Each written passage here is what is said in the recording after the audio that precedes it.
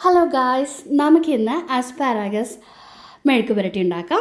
അതിന് വേണ്ടിയിട്ട് ഞാനിവിടെ എടുത്തിരിക്കുന്നത് 500 ഗ്രാം ആസ്പാരാഗസ് ആണ്. ഇനി അതിലേക്കുള്ള ഇൻഗ്രീഡിയൻസ് റെഡിയാക്കാം. അതിന് വേണ്ടിയിട്ട് 3 വെളുത്തുള്ളി, 2 സവാള പൊടിയായി അരിഞ്ഞത്, 3 പച്ചമുളക് നടുവേ കീറിയത്. ഇനി നമുക്ക് തയ്യാറാക്കാനുള്ള പാത്രം ചൂടാക്കാൻ വയ്ക്കാം. അതിലേക്ക് 4 ടേബിൾ സ്പൂൺ വെജിറ്റബിൾ ഓയിൽ ഒഴിക്കാം. എണ്ണ ചൂടായിട്ടുണ്ട്. ഇനി നമുക്ക് ഗാർലിക് ചേർക്കാം. വെളുത്തുള്ളി നന്നായിട്ട് ചൂടായിട്ടുണ്ട്. ഇനി നമുക്ക് അതിലേക്ക് പച്ചമുളക് ചേർക്കാം.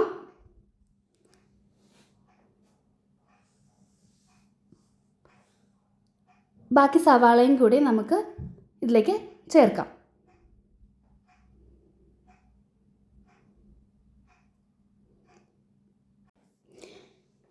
ഇനി ഇതിലേക്ക് നമുക്ക് 1/2 ടേബിൾ സ്പൂൺ ഉപ്പ് ചേർക്കാം.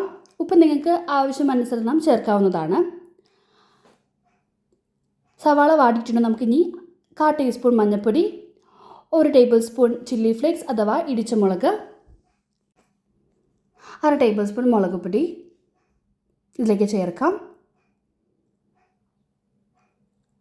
കൂടാതെ 1/4 ടീസ്പൂൺ ഗരം മസാലപ്പൊടി ഓപ്ഷണലാണ്. ഇതെല്ലാം ചേർത്ത് നമുക്ക് നന്നായിട്ട് മിക്സ് ചെയ്യാം.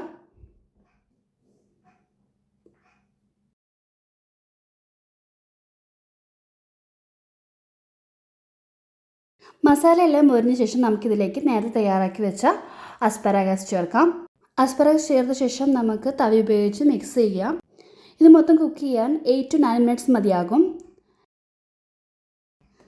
നിങ്ങൾക്ക് ഇഷ്ടപ്പെട്ടെങ്കിൽ നിങ്ങളുടെ അഭിപ്രായങ്ങളും വിലയേറിയ നിർദ്ദേശങ്ങളും കമൻറ്റിലൂടെ അറിയിക്കുമെന്ന് വിശ്വസിക്കുന്നു.